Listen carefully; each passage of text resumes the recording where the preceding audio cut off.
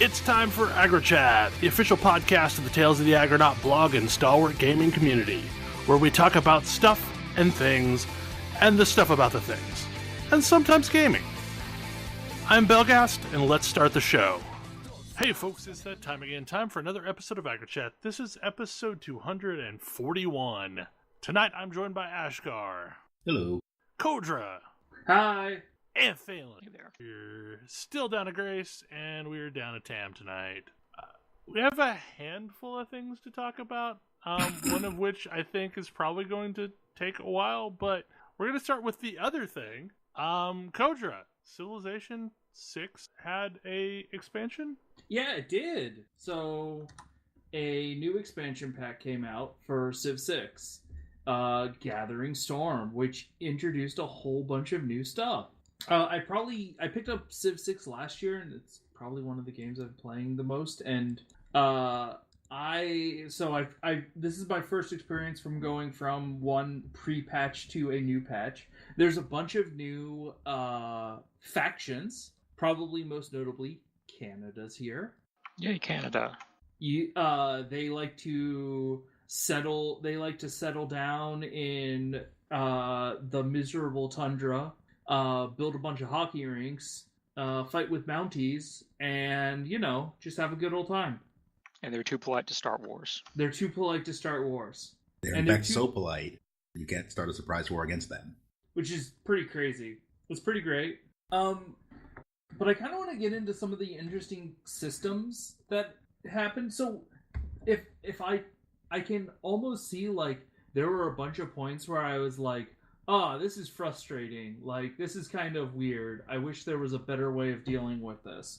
So, prior to the expansion, there was strategic resources scattered around the world. And they would become apparent to you as you unlock certain technology. This has been how Civilization has done this since, I think, Civ 4 at this point. So, you might have a tile that has horses on it. You might have a tile that has iron on it. You might have a tile that has, eventually, uranium on it. You need to have a settlement close to that, and then you have a worker improve the tile, and then you get access to that resource. And, typically, you would need to just have one tile with that resource, and then you could build stuff. Or, in how they were doing it in Civ 6's, you would need to have two tiles unless you had a certain building, and then you only need to have one tile. But this made, excess amounts of resources. Those became trading. But it also meant that unless you figured out how to get to two tiles, you were kind of stuck when it came to producing. So they took that, and now it's a generation thing. You generate resources if you've improved those, and then all of your units require a certain amount of those resources to be spent. It also makes trading those resources a lot easier to do, a lot more, something I'm more willing to give up to get something else I'm interested in return. So I really liked that. They've also gotten to a system where certain power plants require you to harvest coal or uranium, which is fun. But possibly the biggest change they did is they introduced natural disasters, and they do a very good job at telling you when you are going to be putting yourself into a problem with a natural disaster. When you go somewhere, you can see this tile is within the blast radius of a volcano. This tile is near a river that floods. But those are often really good tiles. And in real life, while natural disasters are incredibly destructive, they can oftentimes revitalize the earth around them. So settling in the wreckage of a natural disaster can be really nice. Just, hopefully lightning doesn't strike twice, right? No volcano in the history happened, ever obviously. Has erupted twice. Just doesn't happen. Yeah, exactly. And then, obviously, towards the end of the game, as you start using your resources and heating up the atmosphere, you start to have various locations around the map that become susceptible to the oceans rising. You got to be aware of those. And then you can band together for global emergencies in which you all work together to try and, like, reduce your carbon emissions. Man, it would be amazing if it actually worked like that in the world. So it sounds like that's kind of like how in the older civs, once you got far enough along, like pollution started being generated and being a problem. Yep. But this all feeds into the other new system, which is the diplomatic victory and the World Congress. There are various means to accruing diplomatic resources that you can then spend at the World Congress to pass edicts, global edicts. It's an interesting game. It's a lot of changes. And if you manage to score enough diplomatic victories, you win the game. It's a new win condition. I really wish this game... I should at least sometime try to see what their online play is like, but I cannot possibly fathom how that makes any sort of sense. It would seem like it would be a very, very, very slow match. Like, I am playing by myself, and this match is taking years. Like, I guess you just get rid of all of the other computers and maybe play on, like, a 1v1 map? I don't know. That doesn't necessarily seem like fun. I don't know. A couple of my coworkers have played quite a bit of Civ 6 multiplayer and seem to really enjoy it. So it apparently works. Like, how long does a match take? I do not know. I would have to ask them. Yeah, these are the things that I'm, not super familiar with. Because it always just seemed like a terrible idea to me. I mean, given Stellaris a few shots, but that's entirely real time. Although definitely not fast. Yeah, it's also not something we've ever... Like, Stellaris is not designed to be won. I mean, it has a win condition. Yes, I'd rather more defined win conditions now. I was gonna say, I think I clearly stated designed to be won. That's accurate. Like, do the new victory conditions feel like they are more achievable than the old ones? I mean, I've achieved one without meaning to. The new victory conditions are, at X year, we'll evaluate your score and declare a winner. Oh, okay. Is that a very long time in the future? I think the default is like 2550 or something like that, 2500, something like that. The game starts at 2200. I have not done the math as to how long that would take if you only played on normal speed. How long does that take on very fast speed, though? I haven't done the math at all. Okay. Interesting. But yeah, it's definitely a different game, and I feel it feels better. Feels like a lot of improvements. Playing as Canada is fun. Canada sounds like an amazing option. I think they're designed to be really good at a tourism victory. Mm. Which I mean, they definitely seem to be designed to settle in places nobody else wants and be friends with everybody. It's true. I'm currently pursuing them with a religious victory right now, but that's because one of the founding religions is adjacency bonus from tundras, and so oh yeah, that would synergize really well. So my output's pretty crazy high right now. It's like one of those things that was written to be a drawback. Well, yeah, because tundras used to be awful for everybody, so it was a thing like you could do this, and then tundras are okay for you, but tundras are good for Canada because they get bonus to production on like all snowy squares. They're okay for Canada. You can farm tundras as Canada. I mean, I'm pretty sure, don't you get a bonus to mining as well? I swear it mentioned that. Don't think so. You get more extraction of the resources. Ah, that's what I'm thinking of. Eventually, you get ice hockey rinks, though, which is a tundra improvement. That too, yeah. Which generates a ton of culture. As it should. Yep. I said this before we started the show. Like, I've not really played much Civ since 4. So, like, I don't know how different the game is at this point. It's pretty different. Yeah. I know a lot of people between 4 and 5 in particular, they made a lot of pretty major changes. I mean, 5 was the first one to use hexes, right? No, that came in like 2. You sure? Or did 2 use diamonds? Yeah, 2 one of might the have biggest- used diamonds. I know Civ 4 was the one where Civ 5 was the first one you couldn't stack armies. Yeah, that was probably the biggest thing. There was a bunch of other stuff, but in Civ 5, no more stacking armies. Also, yes, 5 was the first one to use hexes. I was right about that, I think. No, I was not right about that. No, 4 uses a weird diamond system. Yeah.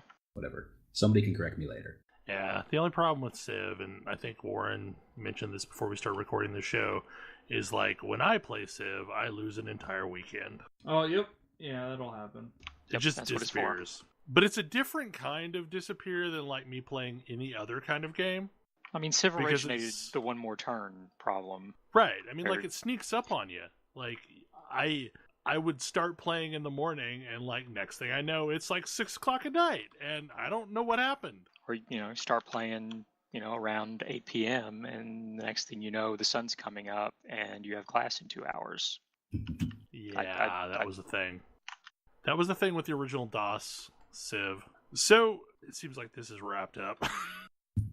The other thing that we were going to talk about this weekend is, unlike last week's spreadsheet launch, as of Friday, Anthem is actually literally out for anyone that wants to pick up a copy off any platform. And for the most part, I've not played anything other than Anthem this week. I did not run out my 10 hours. Neither did I. I did not either. As a result, my alliance screen has some people on it who are well more advanced than some other people. Yeah, no kidding. I mean, For the record, Bell is not actually the most advanced person. exactly. Yeah. Like, he's much more advanced than I am, but yeah, there are people higher. Like, Were Wolf right now is the number 1 spot on my screen. Shocking absolutely nobody. No, yeah. But he's not the only person I have that's like rank 10 in the alliance system. So what does rank 10 do for you? So the whole alliance system is basically a tracking of how much you play during a week, and it gives anyone that is following you a bonus amount of gold based on the number of players that they have friends and how active they are. It's only the top 5 that count.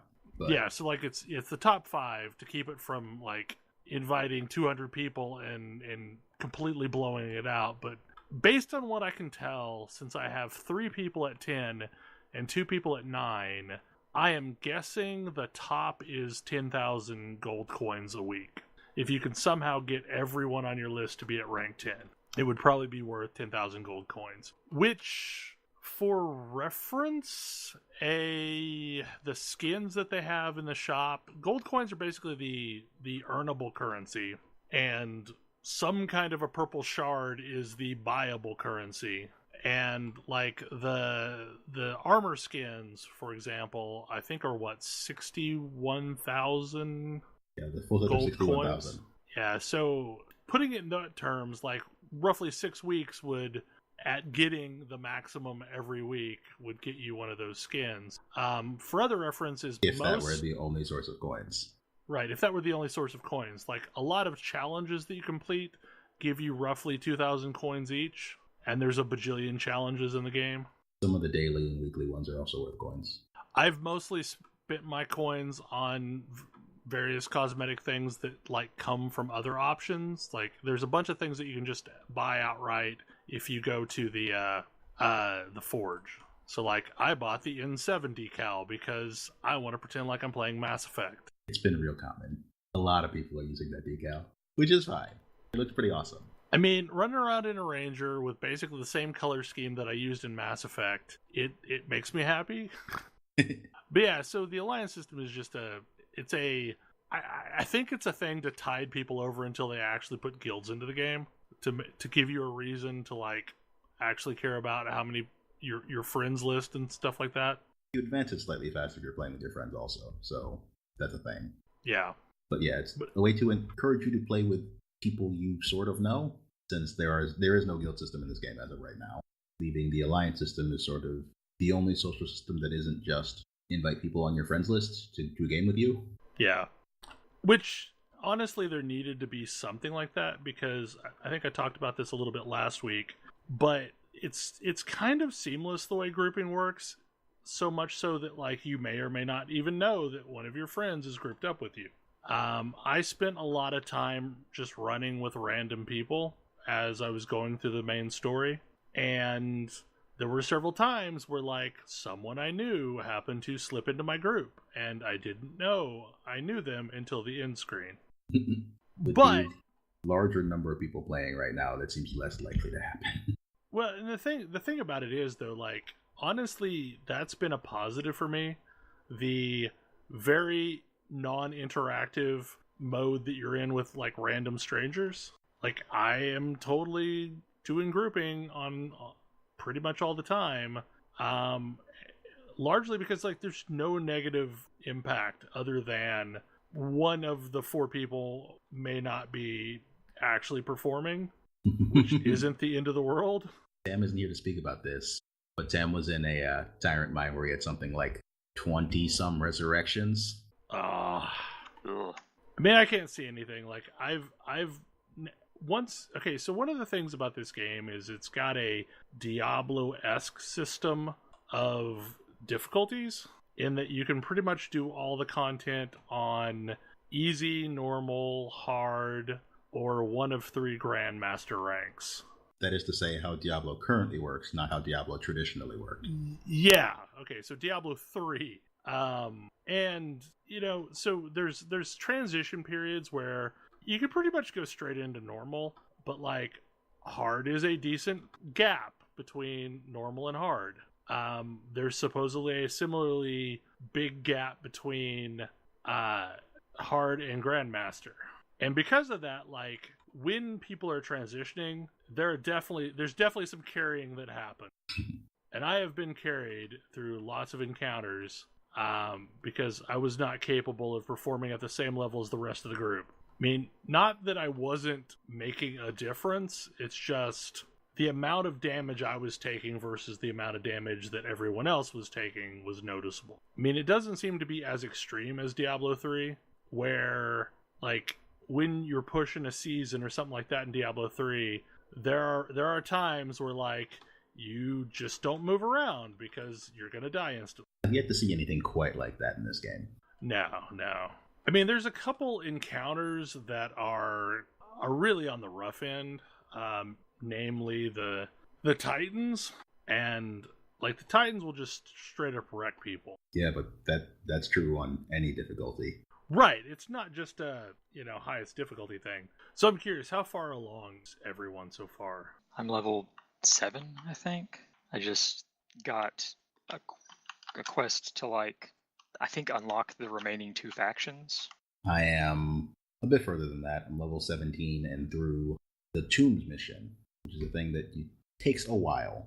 It's probably the most significant bottleneck most people encounter, largely because it's a drastic flow change in the way that the game is progressing up until that point. A little bit. I'm trying to think of an equivalent from other games, but kind of drawing a blank. I don't have anything handy. It's definitely been the thing that most people have complained about, or at least complained prior to the gigantic patch that happened this week. Essentially, like, you're asked to go out into free play and do a bunch of objectives. One of which is loot 15 chests. That was definitely the last one I got. Now, the cool thing about it is like it seems to have been crediting you in the background for chests that you have looted prior to that point. It starts tracking at level 3, as it turns out. Okay. But yeah, so the problem originally was it was literally the person who opened the chest. So what that would happen is, like, say a world quest completed and a chest popped, there would be a mad dash over to the chest trying to open it first, so that they got credit for it. Say you're in a dungeon and a chest drops, or you find a chest, because usually there's 2 or 3 chests in a stronghold. People would scramble. They changed to 3 now. People would scramble over top of each other trying to get to the chest so that they could get the credit. Yeah, they changed that so you only have to be in the vicinity, basically. Yeah. And you'll get credit for it. The vast majority of mine were from world events. I probably could have finished it faster if I'd done the stronghold, because the stronghold is open by that point. I spent a lot of time in free play during the demo weekends, and I found a lot of chests during that time, so I had like an idea of where to look. So it didn't seem super hard to me, but you are essentially competing with everyone in your instance. So I guess the way to do it, if like you had a bunch of people that had already completed it and one person that didn't, is start a 4-player instance of free play and like just run them to the chests and, you know, have them loot the chest. I mean, that could have been a thing, but I mean, there was a different issue with that, but yeah, we'll probably get into that one in just a bit. So for reference, I hit level 30 today, and I want to say Thursday is when I finally made it through the main story quest. But at that point, I didn't focus on the main story quest. Like I would do a main story quest, and then that would open up a bunch of side quests, and I would kind of burn down those side quests, and then wait until I had like nothing else before progressing the main story again. Largely because this is a lesson I had learned from playing BioWare games in the past. Mm-hmm.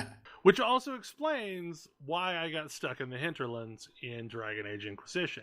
Because, like, especially in the Mass Effect games, you really didn't want to neglect your side quests because it would change the outcome of some of your main story quests. Yep.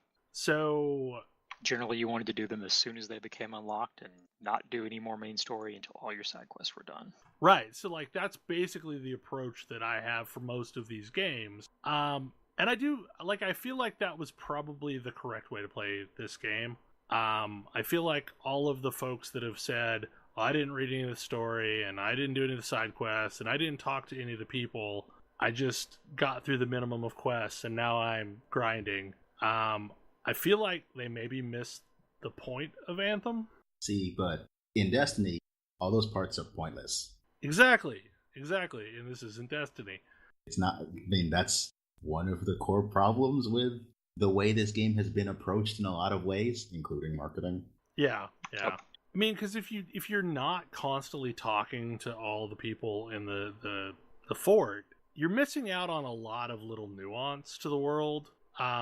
Because on some level, it is doing some of the things that Destiny does, where like it is mentioning by reference certain things, but it's doing it often enough that you can start to infer information about these words that you're hearing because of the way that various people talk about them. I don't know if that makes sense. Like it's not just a word. Like there's a world, and the world has been built, and like there's all these different areas of the world, and you find out about them through talking to the NPCs.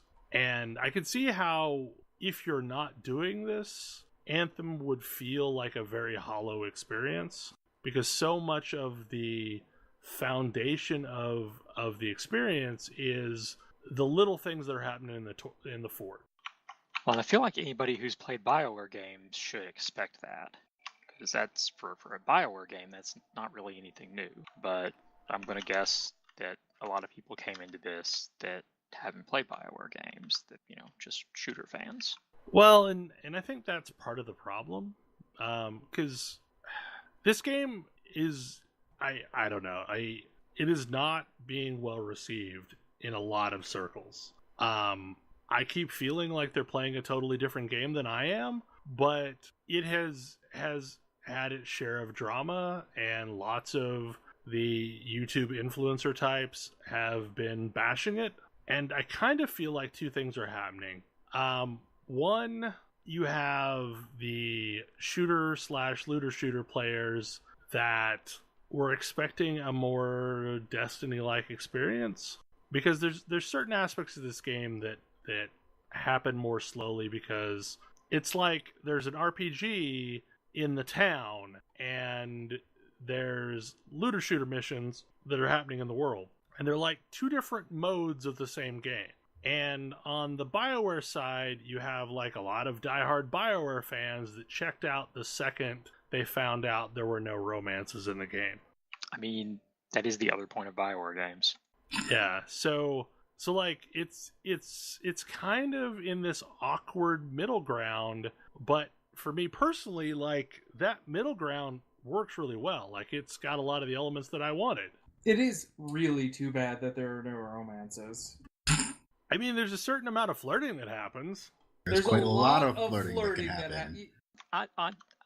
Honestly, I'm kind of okay with not having my character have to be just like hit on every single NPC if I want to see all the story. Like I'm kind of okay with that. I feel like BioWare doesn't require you to BioWare doesn't gate story behind romance traditionally though. If you want to see all the content, you have to sleep with all of your party members. Because there's always a certain amount of stuff that like is hard to get to other than through romance. Yeah. And so like I mean that is a problem I've had with the BioWare games in the past. Like I do have that feeling like, okay, I want to play my character, but also if the way I play my character makes this member of my party unhappy, I'm locking off story. Or at least locking off content. Like there's stuff I won't see. I mean, Dragon Age 2 addressed that by putting stuff at both ends of the relationship meter. Yeah, so then you have to play through multiple times if you want to see everything. I mean, I don't mean to say you're playing video games wrong, but I'm not saying that that's how I ended up playing it. I'm saying that there is that conflict created by that. And I don't know if there's a better way to do it. I'm just stating that this is a feeling that I have had, and I know I'm not the only one. It's a feeling that I've had too. I mean, because I feel like I am potentially cutting choices off because of the decision I just made. Does that mean, is that a problem with all branching path games, though? It's frequently less obvious than that. Yeah. Okay. Like, I mean... That's the other thing. With BioWare games, it's very obvious that, now I have to, decide which way I'm going to respond to this person, and one is going to take me down the romance subpath, and the other, shuts them down, and maybe they'll end up leaving my party. Well, so prime example is, there was a lot of content with Jack in Mass Effect that you never saw unless you went down the romance path. I guess that's the main thing. I want to be able to be friends with the characters and learn everything about them without it having to be a romance.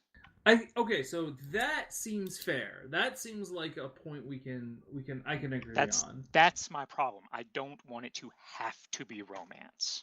Right. I want a really tight-knit group of platonic friends that go on adventures together.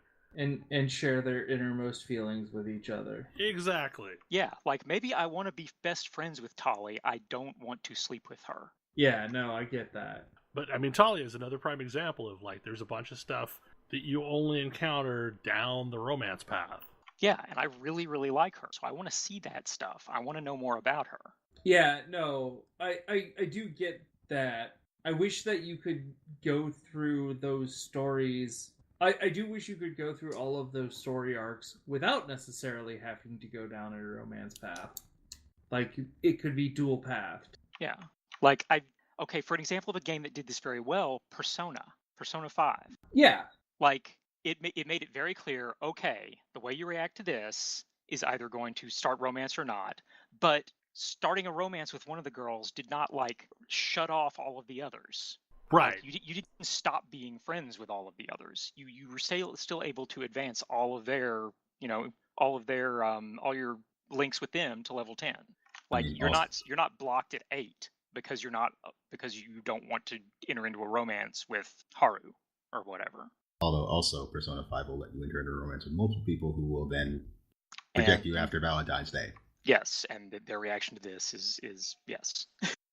One other criticism of the game I've seen, and I don't know if we covered this while I was off, there are a lot of loads. There are. I feel like this is a game that was designed to sell SSDs. Yeah. Because I started playing this on my bulk hard drive because I have a very small SSD, and I'm gonna have to change that. I'm gonna have to put in just a second SSD that's like a terabyte to store games on, This is definitely a game that makes me glad I shelled out for the 1 gig SSD or the 1 terabyte SSD when I built this machine. Because like when I move some stuff off of the SSD to make room for the 55 gigs or whatever this game is, wow, it was a night and day difference. Like, it is a significant difference between the two. I totally believe that. I don't think this is going to sell SSDs. I don't think this game is going to sell. Like, this is a problem. Like, this is like why I can't do very much. Like, I would be blowing through this game, but every like missions aren't that long, and then I'm just stuck here like staring at a loading screen. Because you're on on a physical hard drive, right? I'm on a spinning disk hard drive. Did the patch improve it at all? Not really, not noticeably. Okay, that sucks.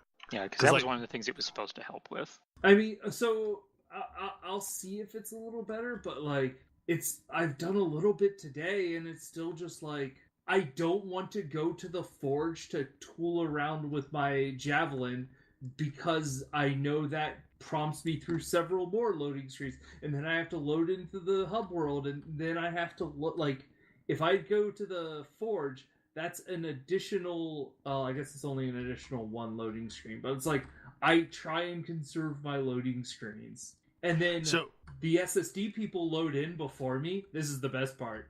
The SSD people load in before me, and then I load in, and it's like, you are too far away from the combat zone. We're going to transport you there in time, and then it becomes a race against a timeline to try and get there before I get another loading screen.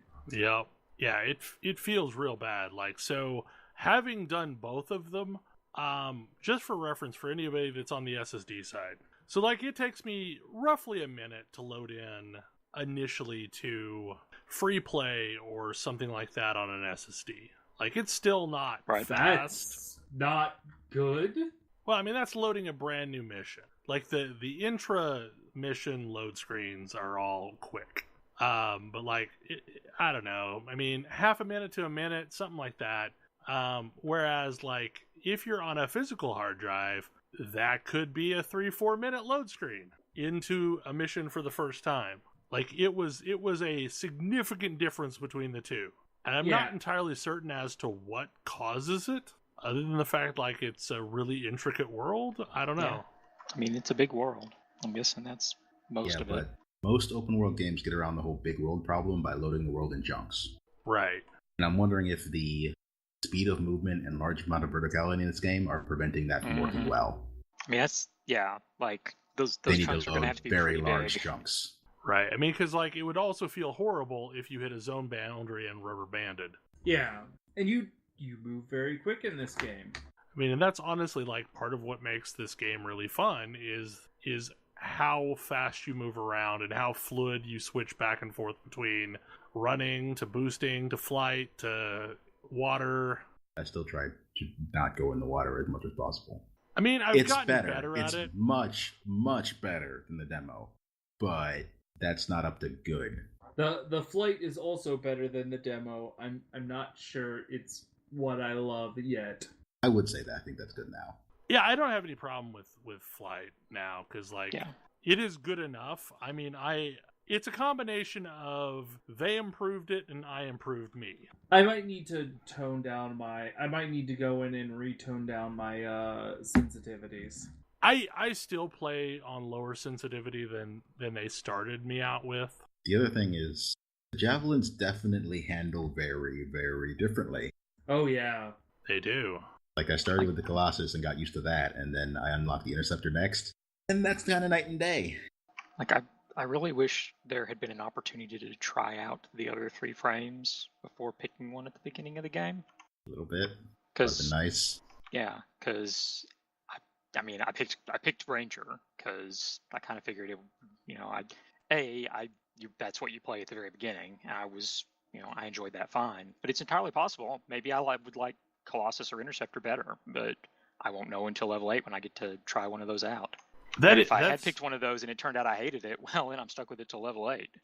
Right, so that's the problem that I had with this start. in the demo, it gave you a new javelin rather quick, but it also gave you Ranger by default. So that when I encountered the pick a javelin screen for the first time, it was to pick my second javelin, not my first javelin. And I'm sure it probably told me that this is the starter javelin or something like that. It's just a difference in expectations because I played an incomplete version of the game first for a while and then switched to this one. But like, I picked Storm first. Storm is perfectly fine, but it is not my jam. I am a ranger. Like, I have played all the javelins and I am a ranger. Like, it is the thing I want to do. So I basically had to play the game on a less than enjoyable version for the first 8 levels. Thankfully, those first 8 levels went quick, but it is I wish there was a do-over button for javelin picks. It's pretty annoying that you have to do this, up until level 26 to get all of them? That seems too late. Well, and honestly, like, I've spent some time watching various people play through the game, and there's a couple of game developers that I've watched, like, kind of live tweet their experience, and it really hit home how there's certain things that this game doesn't do an adequate job of explaining. And one of the weird little ones is, like, as soon as you do a mission, you're presented with a loot screen with the option of accept the weapons or deconstruct them without any explanation that, like, this is not a decision that you have to make now. Oh, yeah. Because they said, like, at that point, they didn't have enough information to know whether or not these were useful items. And that's completely true. Like, I just accepted them by default. Well, and similarly, I've not seen anything in the game that told me anything about how to get new blueprints. I gather from things that you've said that it has to do with using a weapon, and eventually, once you've used it enough, you get a blueprint for that weapon or something. Yes. But, like, that's the only reason I have any idea at all. Otherwise, I would be probably throwing away all these weapons that aren't ones I'm going to be using anytime soon, and I don't know. I mean, I still don't know exactly. Is it just from using the weapon? Do I have to do something special with the weapon? I don't know. So for weapons, well, in general, most of your blueprints will come from challenges. For weapons, it is kills with that weapon advance the challenge. Yeah, okay.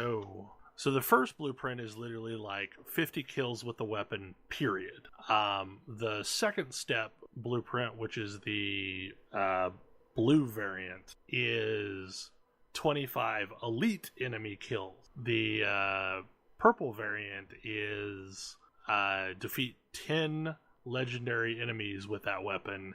And then the Masterwork variant is 10 legendary enemies defeated with the weapon as well. But the Masterworks works significantly different in that, like, you have to have gotten the Masterwork to drop first, and earning the blueprint just allows you to create, you can basically generate as many rerolls as you want.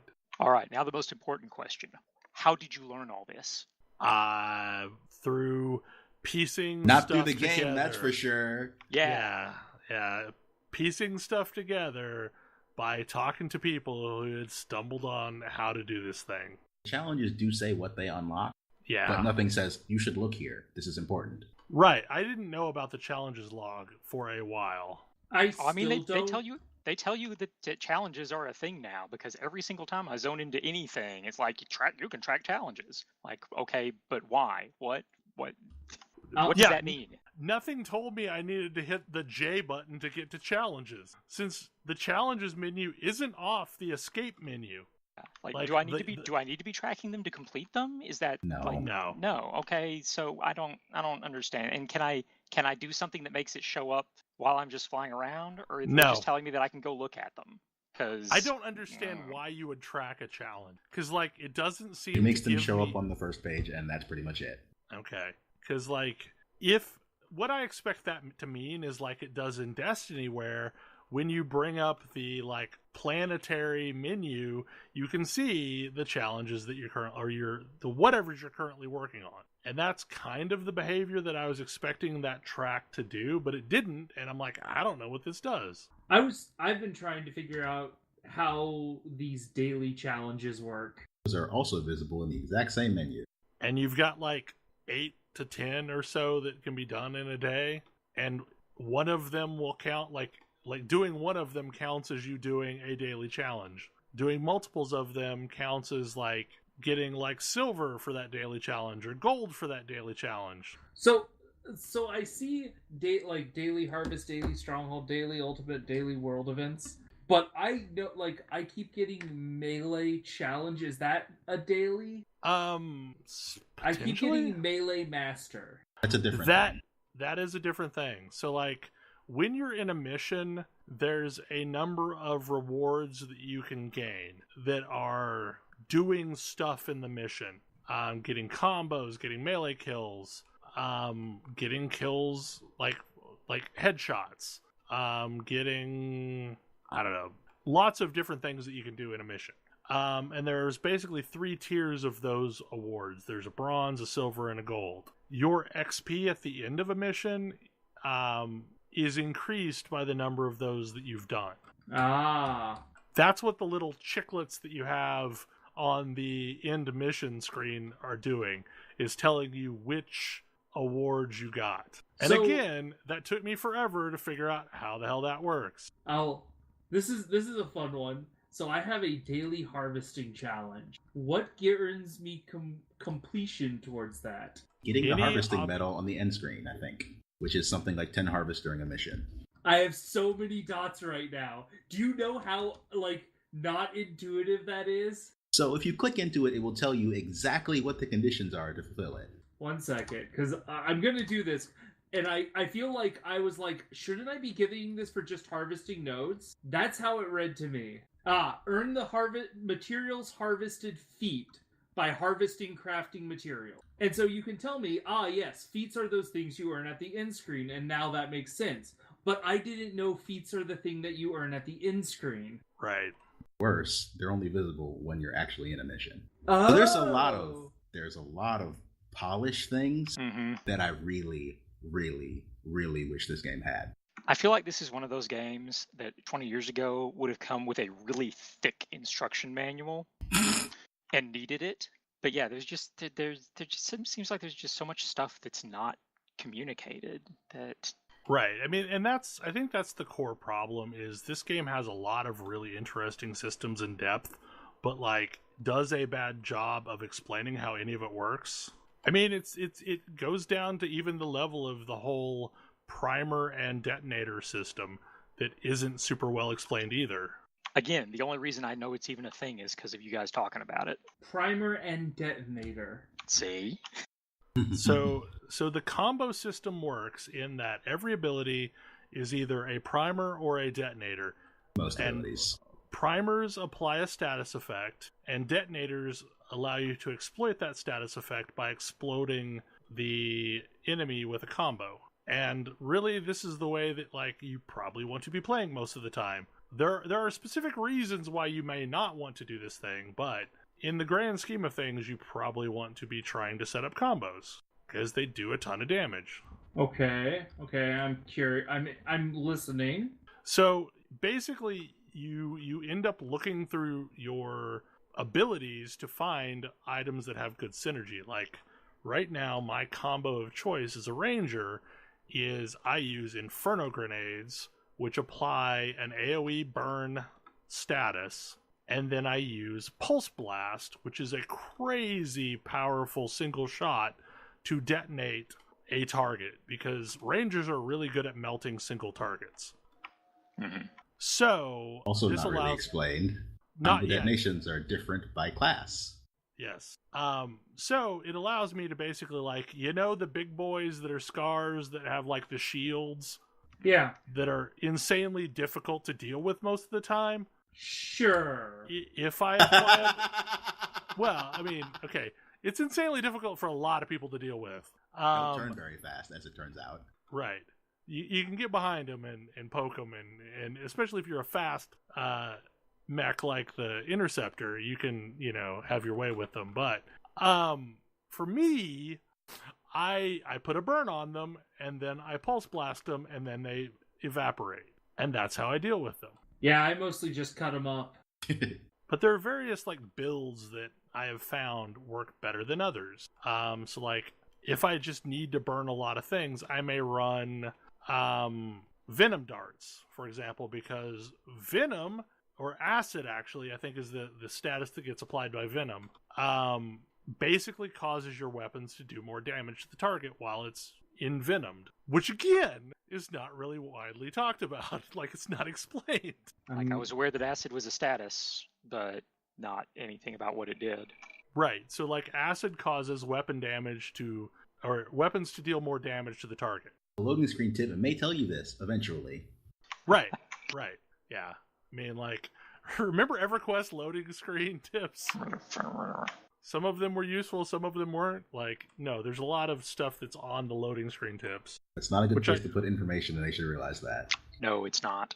I mean, I get frustrations that people have with this game, but, like, it's really good, and it's frustrating to me that, like, it didn't put its best foot forward, maybe?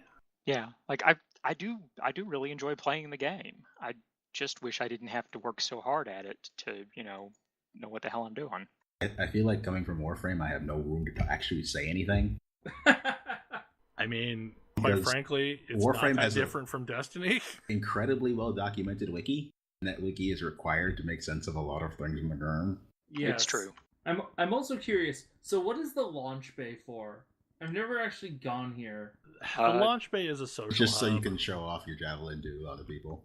It's for making you think that you somehow like destroyed your special pre-order equipment, apparently. Oh. I went to the forge in the launch bay because, I came out of there from a mission, and my pre-order assault rifle and like special weapon just both just weren't there. They like weren't choosable options. And the next time I used the normal forge in Fort Tarsis, they were both there again. So I don't know. But yeah, it was concerning for a moment. I don't see a point in ever going to the launch bay, but I mean it's basically the gathering hub. Yeah, I mean, guess everything you might want is right there together, I guess. If you don't need the storage, it's closer to access all the things than it is in Fort Tarsis. Like all the contract boards are in one place or whatever. Not that I've unlocked any contract boards. Yes, but the NPC isn't there. Which again, like, I like the story. I like talking to the people, so yeah. I like talking to most of the people. I mean, really, it's Giles Neeson that I hate. I did finally meet that one guy everybody hates, and I understand why everybody hates him. Yeah. He's the worst. I've talked to him exactly once, and I'd prefer to never do so again. So, like, literally, because shutting him down gives you reputation with everyone. Yes. That's good to know. But okay, so the funny thing is, the first time I talked to him, I wasn't really paying attention to the game, like the numbers, and I thought I lost rep with everyone. Because that was a thing that would happen, like in some RPGs, like you talk to the wrong person and like you just lost rep with everyone, and I mean he's horrible. So like, yeah, nobody wants to talk to him. Nobody wants to be seen with people who talk to him. I mean, but other than him, I have largely liked every other NPC. Like, I'm a little annoyed by the one other freelancer that keeps, or Sentinel, or no, freelancer that keeps, like, sending me weird conspiracy theory emails. But that's more just exasperation and dislike. Please tell me you're not talking about Rythe. Yes, Rythe. Really? Oh my god, Rythe is amazing. Rythe is one of my favorite characters. I liked her fine when I talked to her. Her emails kind of annoy me. Sexy danger. Sexy bad choices. See, but she is not the one who makes the worst choices. No. I think the one who makes the worst choices is an Arcanist. I mean, okay, fine. Sure, he makes really bad choices. But that's part of the whole Arcanist thing. I was thinking of our Cypher. Look, it sounds like he just wants to make one really bad choice. The entire Fort Tarsis crew is not exactly a bastion of good choices. I get the impression there's a reason that they all ended up in Fort Tarsis. But I think that's what honestly makes some of the setting more interesting is like, you're in a backwater depot, and you are essentially improving its station in life as you go through missions. And, like, the world really does change around you. Like, there are tangible signs of things getting better for the people of Fort Tarsus. And it's pretty great. But also you hear about this place called Anthem that's apparently way better than this. It's true. Anthem is better. But it also has, like, a crazy, royal family and such. So that's another thing. This game has a lot of lore. I mean lore and not story. It tells you a lot about the world, even though most of this doesn't involve you or really advance the plot in any way. I greatly appreciate this. I did stupid things to find Destiny's lore. I mean, they do I a lot like the better fact job that it's communicating it than Destiny did. Yeah, I like the fact that it's all out there, and I have emails and Cortex entries and God knows what else telling me the story of whatever this world is, because I think Bastion is actually the name of the region, as far as I can tell. It's the name of something. I don't know if it's the name of the world or the name of the region we're in, or that's left a little ambiguous for me right now. I can't tell if it's the name of the world or the name of the region, but it's in some of the conversations it's used as though it were a region name because they mention other regions as well, which gets into like a conversation that a lot of people have had, that they are frustrated that there's really only one biome. I agree with that. I commented on that earlier today. Oh yes, I am very frustrated by that actually. All of the missions feel incredibly samey.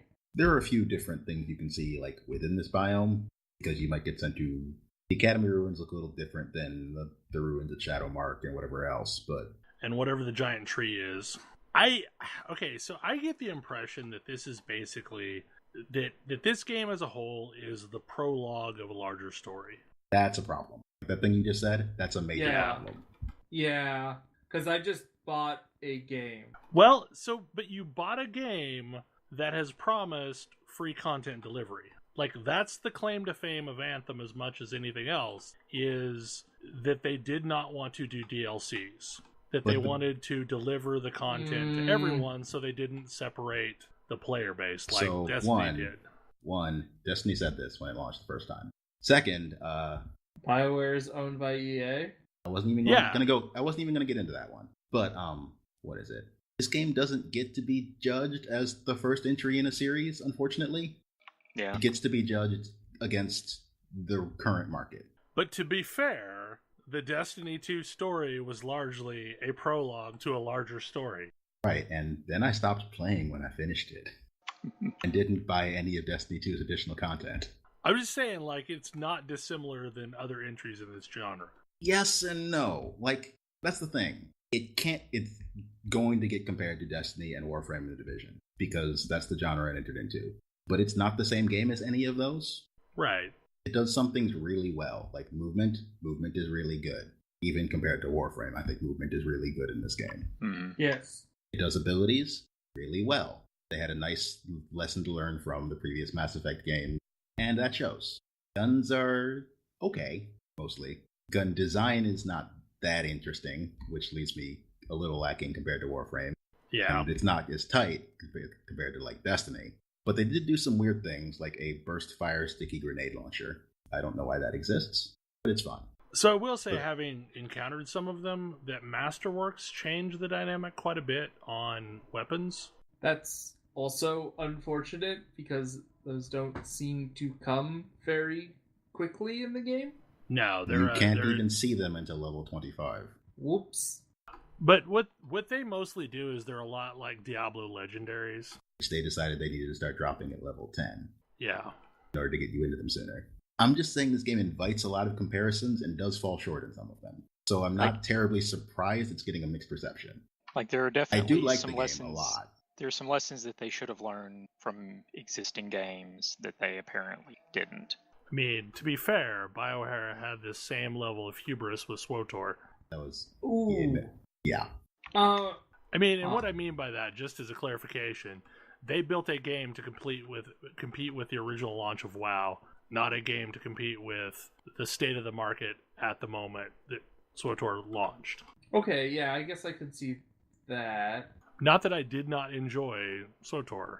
I was going to say, like, I find SWTOR's story content, and maybe it's just the nature of that game to be a lot more interesting than this game's like story content. I don't know, except for the part where they basically make you go on pause. I like this game's story content quite a bit. Yeah, I mean, all in all, it took me about 37 hours to get through all the story, which isn't a horrible amount of time. I mean, it's a heck of a lot more than it took me to get through Destiny's story. And that's not that I've not honestly completed all of the possible story at this point. I still have lots of missions that I could do. I think one of the other interesting things about this game is that there's a lot of people that have said that, it's a really fun game, but they don't think it's worth the $60. And that's, that all depends on like what you feel about what $60 means. But because of the weird EA access thing, like you could in theory just pay for EA access and get this game indefinitely. Mm-hmm. Yeah. Alternately, you could pay $15 to rent it for a month. Right. That too. Yeah, so that changes the dynamic of this a lot, and it's just weird. I mean, I'll you give could you that it's weird. Like if you had reservations, you could pay for a couple months and see can they keep up with the roadmap that they're trying to do. Yes, but then at that point you haven't bought the game and you're just out more money. Right. Like, yeah, if you're paying monthly, then 2 months that's half of what the game would have cost just outright. Well, 2 months would have been $30. Right. I don't know what the minimum version of this game It's costs, $60. honestly. $60. The standard. I don't know. I think we sort of touched on last week that if you actually are into the things being offered with EA Access, any arcade comic aside, it is actually a pretty good deal, but I'm not. Yeah, you have to be into the games that are in that vault. You also have to not already own them. And not already own them. That's the thing, is you have to be into these games and not already own them, which seems like a pretty small population at this point, since the vast majority of these games have been in humble bundles and been on sale on GOG and been on sale on Steam, and yeah. Well, and honestly, like, other than wanting to play through Titanfall, EA is mostly a thing I only care about for BioWare games, and I already owned all the BioWare games until they went to Origin only. See, they've got all the Ultima games and all the Wing Commander games, and there was something else in the vault. And I love those games, and but I also already own them all, so. Because GOG is very reasonable. Oh, all the Star Wars games. Like, Star Wars TIE Fighter is in the vault. Star Wars TIE Fighter is a great game. Everybody should play it. Right, but there has been a giant Star Wars bundle on Steam. It's gone on super sale many, many times. Exactly. I'm curious, what's your guys' thoughts of free play? I am doing it now. I love it. But I also loved Patrol Mode in Destiny. And honestly, like, this is what Warframe was missing, and the two options that I have there haven't really felt quite right either. I feel like this is super empty. Oh, really? Like, I do feel like it's sparsely populated. Like, I've jumped into free play and had to fly around for quite a long time before I found anything to shoot. Maybe it's just that I know where things are at now, because I spent a lot of time in free play during the demo. Could be. I mean, because like things tend to spawn in certain camps, so kind of like going in like old school MMOs, you go to those camps if you want to do stuff. Like, I had a lot of fun flying around in free play with Ash and Tam and Neff last night. Like, we were just flying around looking for stuff, but like just going on my own, like the other people in the zone were off who the hell knows where. I don't know how long it would have taken me to actually get to them if I had tried. And so I was just kind of flying around on my own looking for things to shoot and not really finding much. Yeah, I'm like looking for world events because that's what I need for this quest I'm doing. I will say that's a problem. Like, so sometimes I feel like they come up a lot. Sometimes they don't. You have to be way too close to them for them to give you any advisement. Like, to me, they should be on the map at all times. Like, if a world quest or world event is going on, you should be able to see it on your map from anywhere in the free play zone. Yes. Even better, it should give you some way of like golden pathing to that. Yeah, that would be nice. A way to, like, for world events to show up and then a way to target them and have like the EverQuest Wisp to show you how to get there.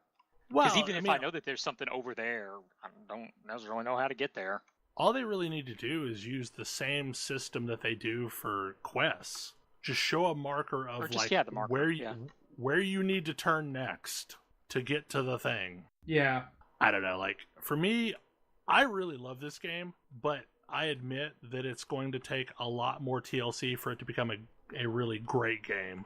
Well, the worry there is how much time is BioWare going to have to apply that TLC. And I don't know. Like, they've done an amazing amount of changes between the alpha that I was in and the 2 demo weekends that I was in. Like, there was a night and day difference between those. And then I feel like that the major patch covered a ton of stuff.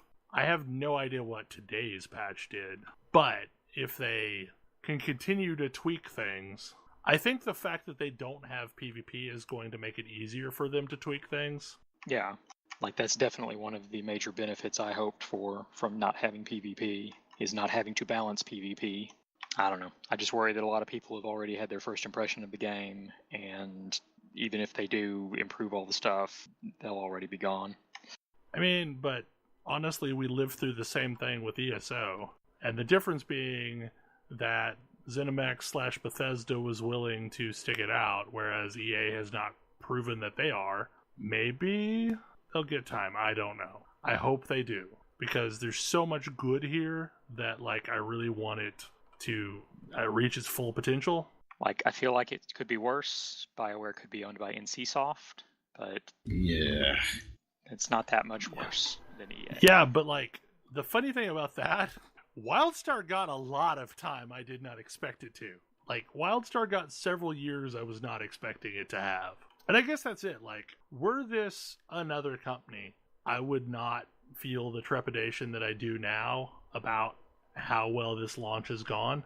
But because it's under the umbrella of EA, and they are known for making really short-sighted, knee-jerk reactions, I don't know. I don't know what the future looks like. I think at this point we've gone roughly our normal time. Do we have any final thoughts? You might be right. This might be a game that gets me to get an SSD, though.